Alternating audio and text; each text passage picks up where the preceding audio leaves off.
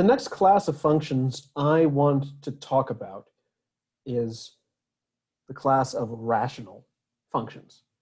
Now, by rational function, I always mean a polynomial p of x divided by a polynomial q of x. And some of these we can already integrate. We can integrate 1 divided by x. That's a rational function. We can integrate x squared divided by 1. All polynomials are rational functions. But for more complicated things, I'm going to have to break them down into parts. And now, the idea is that we're going to break them down into parts that we already know how to integrate. So for example, suppose I've got 2 different rational functions. And I see a typo on these slides that I didn't write, so I feel vindicated for my own typos. This equal sign should be a minus. So the function let's look at is 2 divided by x minus 1 minus the fraction 1 divided by x plus 2. Either of those we could integrate by themselves, right? We can say maybe u equals x minus 1 or u equals x plus 2 and find our antiderivatives.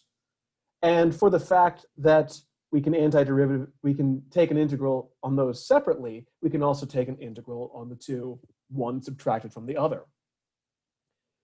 But maybe the problem we're looking at wasn't so nice as to put these 2 fractions together. Maybe they came packaged together as a single rational function.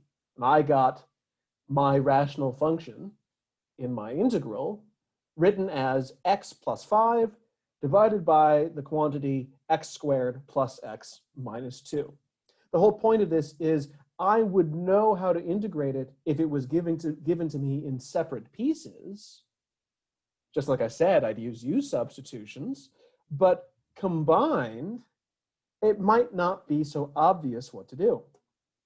Now, since we do know how this breaks down, if someone told me to integrate x plus 5 divided by x squared plus x minus 2 dx, then just like I said, I would split this up into 2 partial fractions, is the technical term, and I would integrate them separately. So here I would get twice natural log of the absolute value of x minus 1, and then I would subtract the natural log of the absolute value of quantity x plus 2, plus my constant of integration, since this is written as an indefinite integral.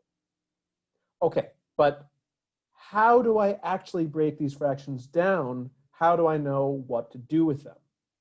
That's next.